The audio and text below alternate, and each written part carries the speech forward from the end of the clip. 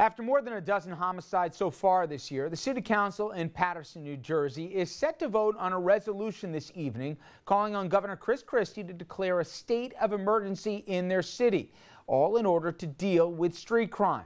Supporters of tonight's vote, they're hoping it will free up financial aid to pay for additional police officers and social programs in Paterson. But Governor Christie says Paterson, they're not getting more money from the state until the city is managed far better.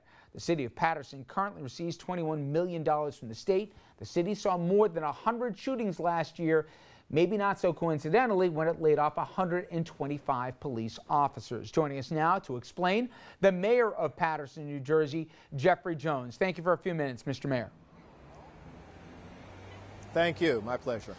Well, let me give the rationale that the City Council laid out, and this coming from its president, who said that the situation on the ground in Paterson constitutes a man-made emergency comparable to that of certain natural disasters. Do you agree that the violent situation on the streets of Paterson has reached that kind of, if not epidemic, but extreme danger situation? I would disagree. Why so? And I know you're not in favor of this resolution tonight. Tell the viewers why. Okay, well, what the council president has presented as being so dire would suggest that there's rampant and recklessness every moment of every day, and every citizen has to run and hide for cover, which isn't the case. The actual truth of the matter is that the Paterson Police Department, and in cooperation with the prosecutor's office, the FBI, the ATF, and U.S. Marshals, the state police, have been working rather vigilantly to move what we know as crime in certain areas from those areas to other places. We have been able to see a stop and decline in that activity, but unfortunately, and I mean unfortunately, it has shown itself in other places, and not in places that we would say are characteristically common. They are places and spaces by which there is no indication that those crimes would exist. So does that constitute rampant? No. It constitutes that there's a social maladjustment that's happened, that folks have little or no regard for human life, and that they can, as they choose and when they choose, do things, whether it's with a car, a gun, a fire, and they're going to do it. So there was no discussion. There's been no attempt to come together, to bring community together and talk about a plan. It's just a knee-jerk reaction that I think is rather premature. And I would say 100%, I think the governor's response is incorrect. I think the governor needs to respond accurately, that the city council, not the city of Paterson, I am the city of Paterson, that the council represent the legislative body, and they can ask for the moon. They have to do it in a form of legislation, and I have to sign it. And since there was no conversation with myself or my department, then this is just wishful thinking. It's not arrogance. It's just an indication that we have too many people want to be the chief, and that's a problem. Well, before we get into the form here, do the substance with me for a minute. You had to cut, or the city had to cut 125 officers because you didn't have the funds for it. We spoke last year about it, and you were concerned as it relates to a crime and a law and order standpoint. Fewer cops weren't going to make your city safer. In fact, the opposite. To that end, do you acknowledge that your city, for whatever the reason, you've got a problem with violence right now? I would acknowledge that, yes, a reduction in police on the streets would always suggest that you have less people to do enforcement. But I would also suggest, and very strongly, that the city of Paterson operates a 4-on-4 schedule, which means I have plenty of officers, but through contracts well beyond this term, they are not available to me. So the question becomes, are we talking about officers on the street, or the ability to bring together and use those forces as I need to quell crime? And that, to me, becomes a real conversation. Let's talk about the governor and what he said, and also the city council, because both of them said that there's been, and I'm quoting the governor here, gross mismanagement, disgraceful managing of city financing. The city council president said, hey, you know what? You got to point the finger at the mayor's office. Speak specifically to what the governor said, which was you're not getting more money till you guys can manage your finances more appropriately. And he was specific, Mr. Mayor. He said this is a mayor here who paid himself overtime during a storm and also approved trips to a convention here that didn't go through the proper channels at the state level. Does any of this ring true to you? Do you bear any of the responsibility for the money problems in your city? Well, listen, the governor is a very interesting fellow.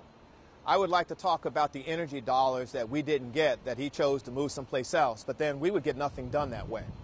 As it relates to the overtime, I had nothing to do with overtime. It's a part of a process that failed. And everyone keeps suggesting that I took a check. I didn't take a check. A check was prepared and given to me. There was no checks and balances, I would agree. And that's part of a historical failure with the process here. We've corrected that. But we corrected that in partnership, in tandem with the state, who has been watching and managing the city's systems for years. So to that degree, we're both culpable if we want to talk about it. With respect to going to Atlantic City, League of Municipalities, I find that to be a very interesting contradiction.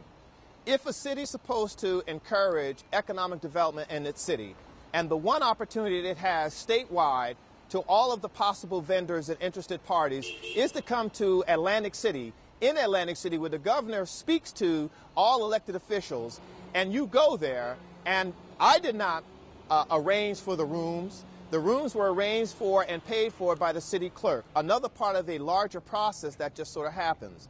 And then I go. And then you hear, or I'm hearing, I made this call. Well, listen, if it's okay to say I made the call on those two things, but the governor can then decide who he's calling the leader of the city as it pertains to an emergency, then I think he's the one that's confused as to what the real decisions are.